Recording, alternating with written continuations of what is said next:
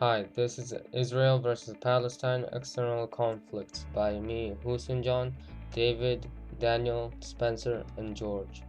The Middle East has probably suffered more rivalry and conflict than any other part of the world. The 1948 Arab-Israeli conflict was the first instance of bloody conflict between the two nations.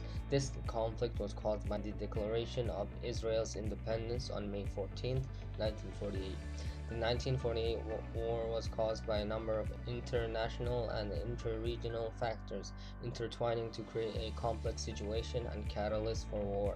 The two historic movements of Arab nationalism and Zionism had been building up significantly since the 19th century with the aims of achieving emancipation and self-determination, with both evolving around the concepts of identity, nationhood, history, religion, and culture.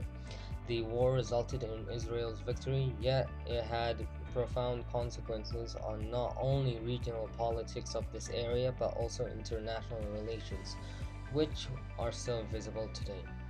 There have been several major consequences of the 1948 Arab-Israeli War. One main obvious consequence was, of course, the destruction and loss of life. Not only was there the loss of life from soldiers in both sides, but also innocents were murdered. For example, the Deir Yassin massacre witnessed the death of 245 men, women, and children. Moreover, the same month the Arabs retaliated, killing 77 mainly Jewish doctors and nurses. Another major consequence of the Arab-Israeli War of 1948 was the problem of Palestinian refugees. By the end of the war, the UN estimated that the total refugee population by June 1949 was 940,000 from 369 Palestinian towns and villages. However, there are disputes over how many Palestinians actually left, as sources vary, and the search for the true number of casualties lead to more conflict, where the Jewish argument was that Palestinians should be integrated into Arab states, whereas the Arabs argued that refugees should be able to return to their rightful homes. The Arab defeat also had significant consequences. Firstly, it demonstrated the lack of united aims and cooperation between the so-called Arab League. The Arab governments all pursued their own objectives, with King Abdullah of Transjordan willing to accept a Jewish state in return for territorial gains. Therefore, the Arab states were divided, with Palestine playing a fairly passive role. However, most significantly, the Arab defeat had important domestic repercussions. It delegitimized the existing leadership, leading to revolutions, military coups, and instability.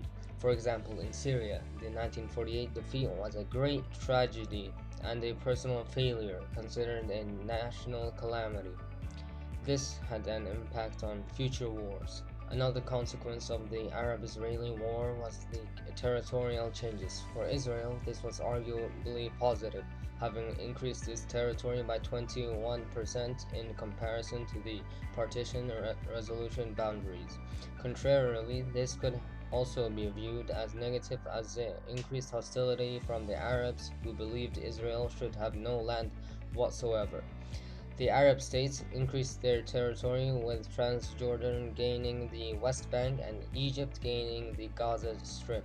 This all proves that the Arabs also had the intention of expanding their power and territory.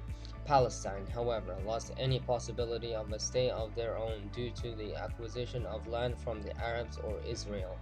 To this day, the partition remains controversial among Palestinians. Next up, we have ceasefire deal brokered by Egypt. So a ceasefire started in the Gaza Strip, and this was after Egypt brokered an agreement between the Israel and Hamas to stop 11 days of conflict. Thousands of people went on the streets when the ceasefire started, and there around 230 Palestinians and 12 Israelis have been killed.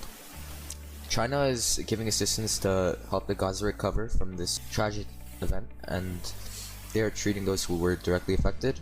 And we have a chart on our right that shows the statistics. It is said that rallies will take place in Islamabad, Karachi, and Lahore. And Joe Biden also says that the US will support Israel since they believe that they have the right to defend themselves.